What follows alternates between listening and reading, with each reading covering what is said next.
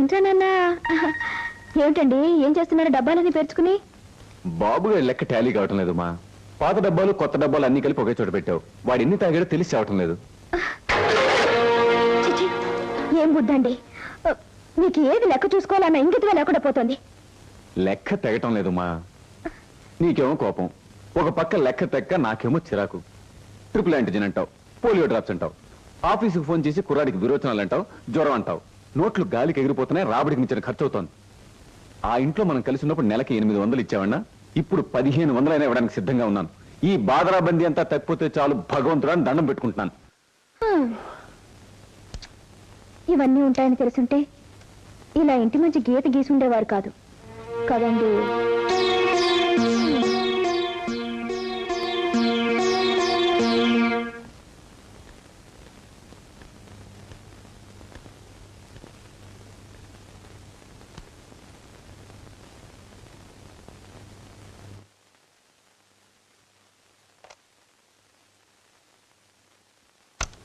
Mister Prakash, mister Prakash,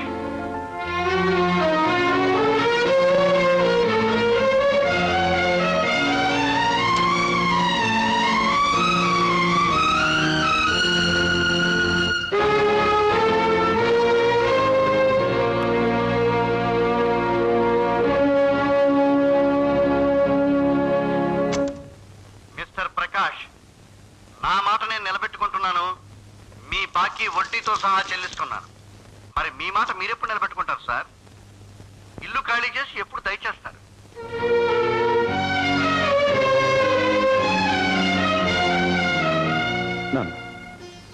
నన్ను క్షమించండి నాన్న. ఉమ్మడి కుటుంబం అనే పొదరింటిని చిన్న భిన్నం చేయటం ఎంత పెద్ద తప్పో ఇప్పుడు తెలుసుకున్నాను. ఇక మీదట నా జీతం కవర్ అలాగే తీసుకొచ్చి మీ చేతిలో పెడతాను. నా జేబు ఖర్చు కూడా మీకు తోచినంత ఇస్తే చాలు. నన్ను మళ్ళీ మీలో ఒకటిగా చేర్చుకోండి నాన్న, ప్లీజ్.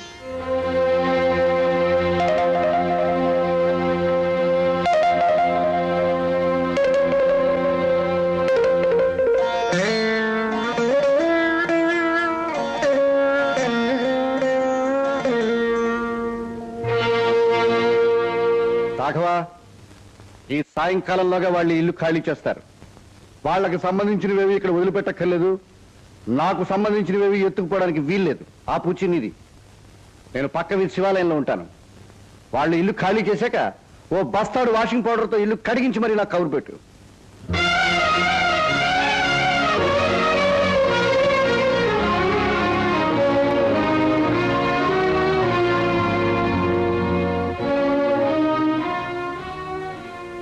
పెదబాబు గురు, తమరు నాయనగూరుతోటి జగడ పెట్టుకుని ఈ ఇల్లు 2 ముక్కలు చేసేసినప్పుడు అందరికన్నా ఎక్కువ తిట్టిపోసిందని నానే. కానీ ఇవాళ తమరు మనసు మార్చుకొని దండ పెట్టేసిన ఆయన గోరు వినిపించుకోకుండా వెళ్ళిపోతున్నారంటే ఆయన ఎంత పెద్దోడైతే నాకేటి? ఇవాళ ఆయన నానా తేలిపోవాలా? ఇలాగయ్యమ్మ బాబుని చిలకమ్మ మజాక.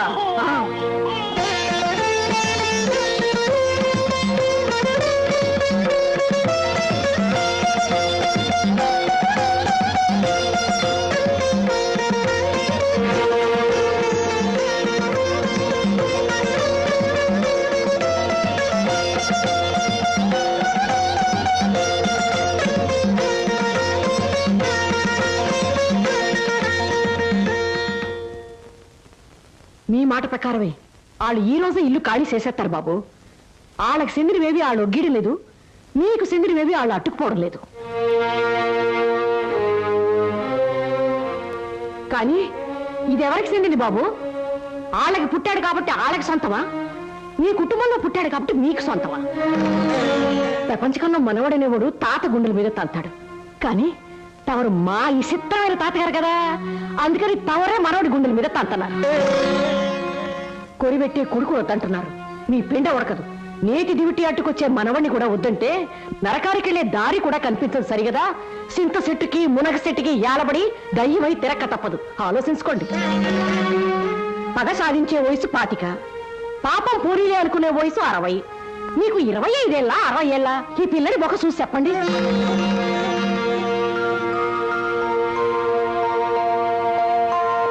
ఇచ్చే 35 రూపాయల జీతం డబ్బుల కోసం ఈ శిలకమ్మ మీ ఇంట్లో పనిచేయడం లేదు బాబు.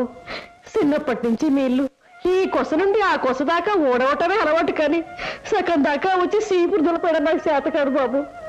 పూట పూటకి మీరు పెట్టే కూడు మీ అందరితో కలిసిపోయినాను, అంతకన్నా ఇంకా ఎక్కువ ఏదో.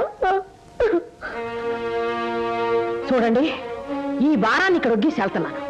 ఇది మీకు అక్కర్లేని భారం అని మీకు అనిపిస్తే ఒగ్గేసి వచ్చేయండి. ఇది మీరు ఎత్తవలసిన భారం అని మీ మనసు కనిపిస్తే ఎత్తుకుని ఇంటికి రండి.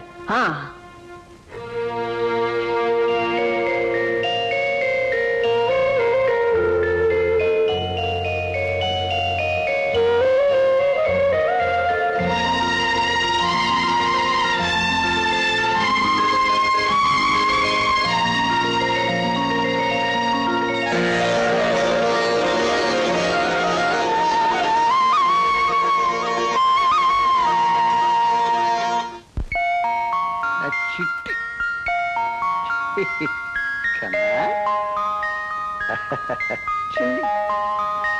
ఇదిగో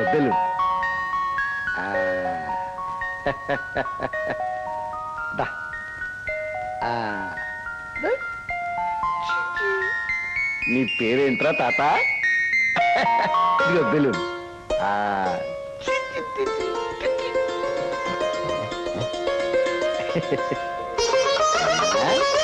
బెలూన్ తాగుతావా?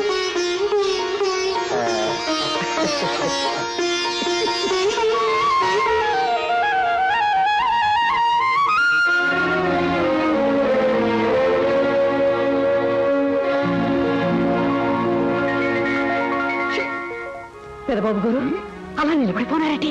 వెళ్ళి వెంటనే నాయన గారు కాలు మీద పడిపోండి. వెళ్ళండి బాబు, వెళ్ళండి. నాన్న, నన్ను క్షమించండి నాన్న. క్షమించడం కాదురా, జరిగిందంతా పీడకలనుకుని మర్చిపోదాం. తారా, ఆగండి. ఏమండి, ఎక్కడికి వెళ్తున్నారు? ఎక్కడి వాడినో అక్కడికి వెళ్తున్నాను. ఏకంగా వెళ్ళిపోతున్నారా? వెళ్ళి మళ్ళీ తిరిగి వస్తారా? ఏం లేదు, మళ్ళీ వస్తానంటే నేను కూడా మీతో సంతోషంగా వస్తాను. కానీ అక్కడే ఉండిపోవాలనుకుంటే మాత్రం నేను మీతో కొంచెం మాట్లాడాలి.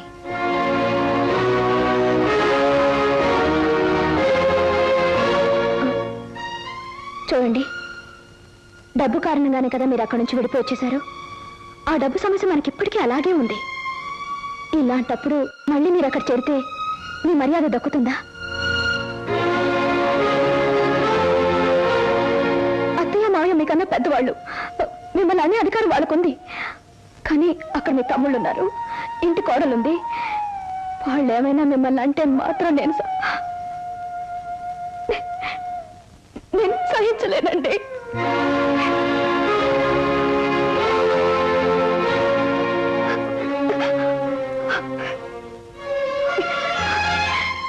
ఏటమ్మా నువ్వు అనేది? సరిగ్గా ఎన్న పేరుకోపోతుంటే కుండ పగలగొడతానంటున్నావు. ఇది ఇప్పటికీ పగిలిపోయిన కొండ చిలకమ్మ, ఈ కత్తుకోదు. బాగా ఆలోచించుకోమ్మా. ఆ గీత చెరపడానికి నువ్వు ఎన్ని ఇబ్బందులు పడ్డావు. గీత చెరపడానికి నేను ఎప్పుడూ ఏమీ చేయలేదు చిలకమ్మ. మనసులో ఏర్పడిన మచ్చలు చెరిగిపోవాలని ప్రయత్నించాను. మళ్ళీ ఇంట్లో అందరం కలిసిపోయి ఉండాలని నేను ఒక ఇంట్లో ఉంటున్నాం. ఒకరితో ఒకరు హాయిగా ఆరుమిరకలు లేకుండా మనసారా నవ్వుకుంటూ మాట్లాడుకోవాలని ఆశపడ్డారు.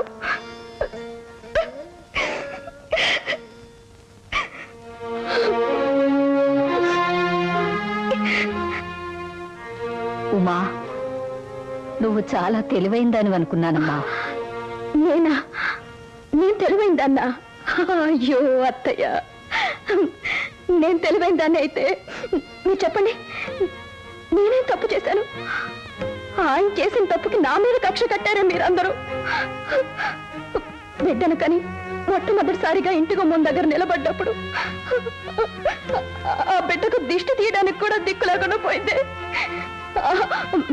మీరు రాలేదు సరే, చిలకలతో చెప్తే చేసేది కదా. నేనే 5 మందిని కనీసం తల్లినా. మొట్టమొదటి బిడ్డ ఈ ఇంటికి మొదటి వారసుని ఎత్తుకొచ్చి గెలవేసిన అరటి చెట్లాగా గుమ్మంలో నిలబడితే నన్ను ముళ్ళ కంపని తోసేసినట్టు తోసేశారే మీరందరూ. ఒక్కరు పలకరించారా? అప్పుడే మిమ్మల్ని చెడమడ కడిగేసి ఉండాలి కదా. నాకు అంతపాటు తెలివితేటలు ఎక్కడ ఏడ్చాయి అత్తయ్య? చెప్పండి చెప్పండి.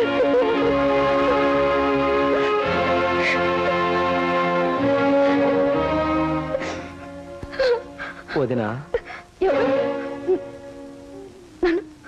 నన్ను పిలిచావయ్యా? మీ నాన్నగారు పర్మిషన్ తీసుకున్నావా? ఎందుకంటే పాపం ఆ రోజు నేను ఫ్యాక్టరీకి ఫోన్ చేసినప్పుడు ఇలాగే ఒక్క మాట, వదినా బాగున్నావా, బాబు ఎలా ఉన్నాడు అని ఒక్క మొక్క అడగలేకపోయావే.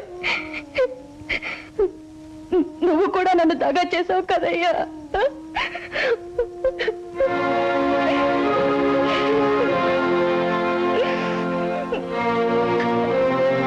వదినా, వాళ్ళంతా ఏదో చేస్తే చేశారు, నా కోసం రావద్దినా. అమ్మా, నేను పాస్ అయిన సంగతి ఫ్రెండ్స్ తో చెప్పొస్తానమ్మా.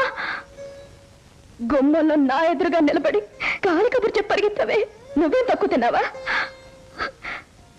నువ్వు పాస్ అవ్వాలనే కోరిక నాకు లేదు కదూ. ఆ చల్లటి వార్త నువ్వే నాతో చెప్పుంటే నేనెంత సంబరపడేదాన్ని. ఆ సంతోషం నాకు లేకుండా చేసావు కదరా.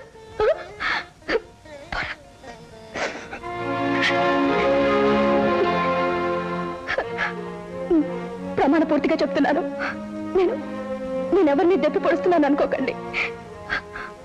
ఆడదానికి గౌరవం గాని అగౌరవం గాని ఆమె కట్టుకున్న భర్త వల్లే కలుగుతాయని నేను ఇప్పుడు బాగా అర్థం చేసుకున్నాను. నేను ఒక తెలివి తక్కువ దాన్ని. నా ఇల్లు, నా మావగారు, నా అత్తగారు, నా మరుదులు, నా మరదలు అని నేను ఎక్కువ లెక్కలు కట్టాను. ఎక్కువగా నేను ఎదురు చూశాను. నా తప్పే, నా తప్పే. నేను ఒక పిచ్చిదాన్ని, నేను ఒక పిచ్చిదాన్ని, నేను ఒక పిచ్చిదాన్ని.